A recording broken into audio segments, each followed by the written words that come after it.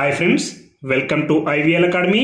ఈరోజు హిందూ న్యూస్ పేపర్లో వచ్చినటువంటి బిజినెస్ ఆర్టికల్ తీసుకొని ఇంగ్లీష్ నుంచి తెలుగులోకి ట్రాన్స్లేట్ చేస్తూ అదేవిధంగా గ్రామర్ని చాలా వివరంగా తెలుసుకోవడానికి ప్రయత్నిద్దాం. చూడండి, ముందుగా headline: India's agricultural imports from south Australia triple under zero tariff regime.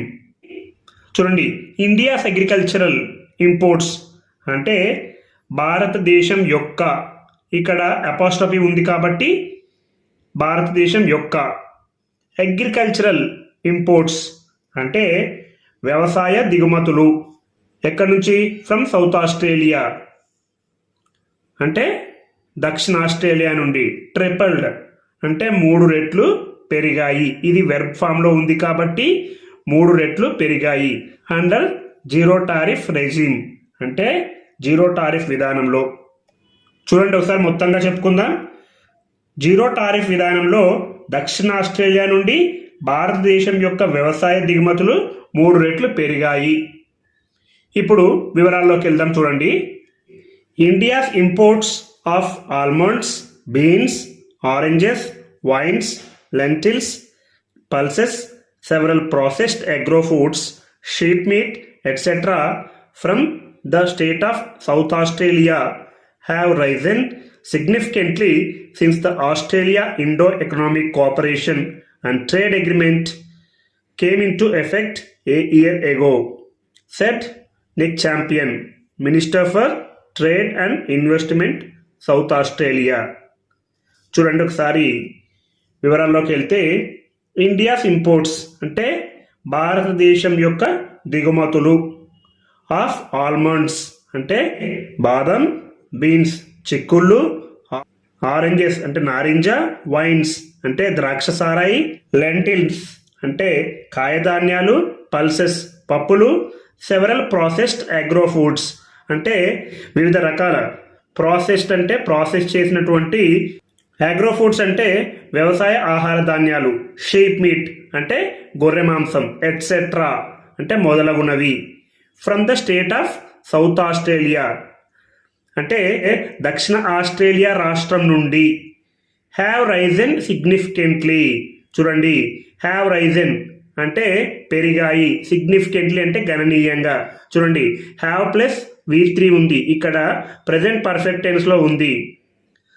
Have Ryzen అంటే పెరిగాయి, సిగ్నిఫికెంట్లీ గణనీయంగా. Since the Australia Indo economic cooperation and trade agreement came in to effect A year ago. చూడండి, since అంటే నుండి, అప్పటి నుండి. The Australia India economic cooperation and trade agreement అంటే Australia మరియు భారత్ యొక్క ఆర్థిక సహకారం అండ్ మరియు ట్రేడ్ అగ్రిమెంట్ అంటే వాణిజ్య ఒప్పందం. కేమ్ ఇన్ టు ఎఫెక్ట్ అమల్లోకి రావడం.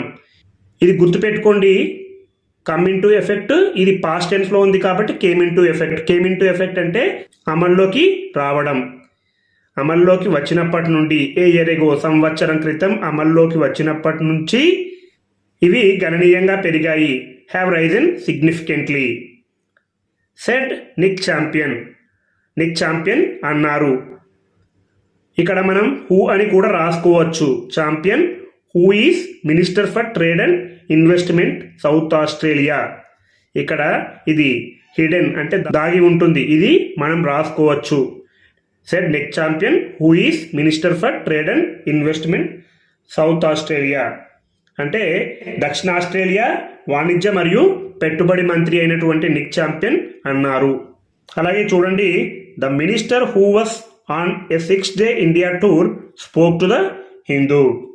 చూడండి, ద మినిస్టర్ మంత్రి who was on a 6-day India tour spoke to the Hindu.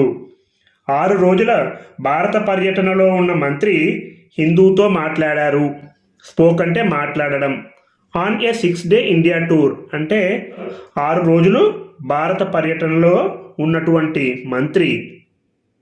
చూడండి, గమనించండి, ఇక్కడ ఎప్పుడైతే హూ అని ఉందో, ఎవరైతే 6 రోజులు భారత పర్యటనలో ఉన్నారో అతనే మంత్రి అనే సందర్భంలో హూ అని చెప్పవచ్చు. టు ద హిందూ, హిందూతో మాట్లాడారు.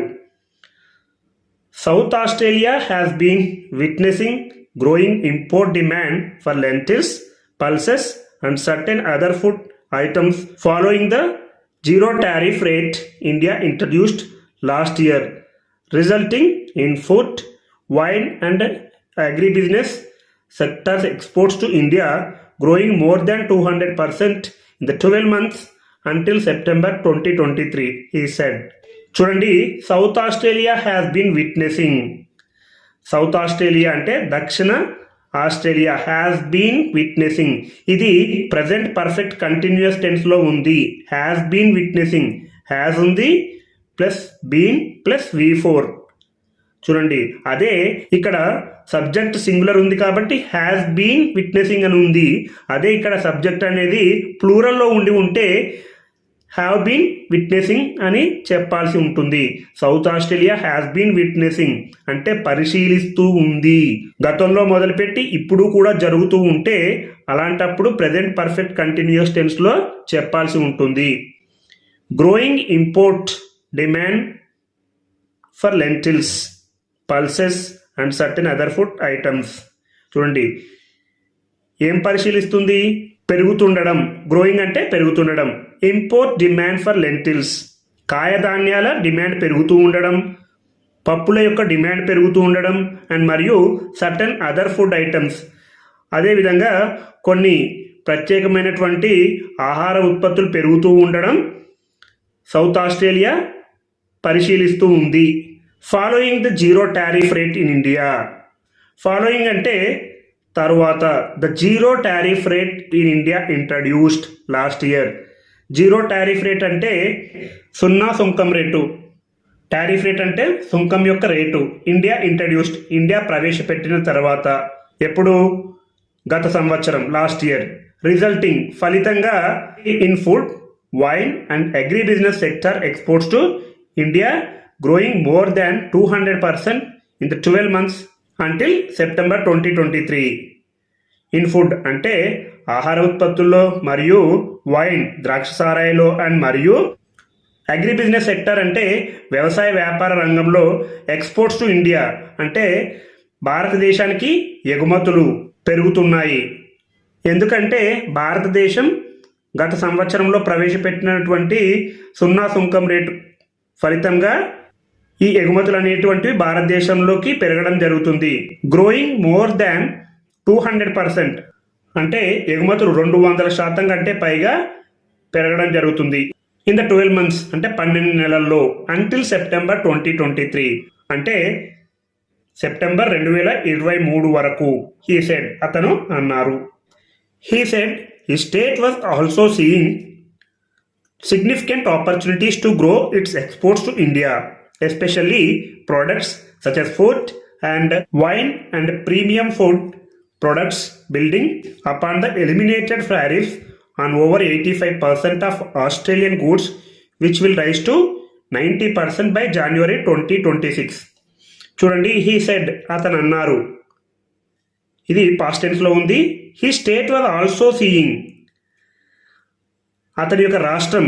వాజ్ ఆల్సో సీయింగ్, ఇది పాస్ట్ కంటిన్యూస్లో ఉంది. వాజ్ ఆల్సో సీయింగ్ అంటే చూస్తూ ఉంది. సిగ్నిఫికెంట్ ఆపర్చునిటీస్ అంటే ముఖ్యమైన అవకాశాలు. టు గ్రో ఇట్స్ ఎక్స్పోర్ట్స్ అంటే వాటి యొక్క ఎగుమతులు పెంచుకోవడానికి. ఇట్స్ అంటే దాని యొక్క ఎగుమతులు పెంచుకోవడానికి ముఖ్యమైన అవకాశాలను చూస్తుంది.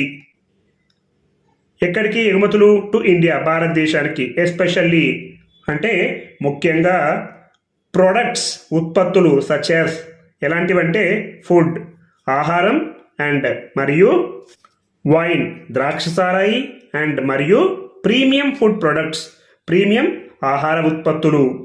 Building upon the eliminated tariffs on over 85% of Australian goods which will rise to 90% by January 2026. చూడండి, 85% పైగా ఆస్ట్రేలియన్ వస్తువులపై తొలగించబడిన సుంకాలపై నిర్మించబడ్డాయి. ఇది 2026 నాటికి 90% పెరుగుతుంది. బిల్డింగ్ అంటే నిర్మించడం. అపాన్ ద ఎలిమినేటెడ్ టారిఫ్స్ అంటే తొలగించబడిన సుంకాలు. And over 85% of Australian goods, అంటే ఆస్ట్రేలియన్ వస్తువులపై. Which will rise to 90%. Which అనేది వచ్చింది. ఈ విచ్ అనేది గూడ్స్కి సంబంధించింది కాబట్టి ఏదైతే 90% పెరుగుతుందో ఆ వస్తువులే ఆస్ట్రేలియన్ వస్తువులు అని చెప్పాల్సి వచ్చినప్పుడు విచ్ అనేది రాయాల్సి ఉంటుంది. బై జనవరి 2026, 2026 జనవరి కల్లా. బై అంటే కల్లా 90% పెరుగుతుంది. అలాగే చూడండి, above all these India is a fast growing market for premium agri products, food items and high value wines with consumers. Disposable incomes on the rice, the minister observed. చూడండి, above all these అంటే వీటన్నిటికీ మించి India is a fast growing market అంటే భారతదేశం వేగంగా అభివృద్ధి చెందుతున్న market. Fast growing అంటే వేగంగా అభివృద్ధి చెందుతుంది. ఫర్ ప్రీమియం అగ్రి ప్రొడక్ట్స్, వేటి కొరకు?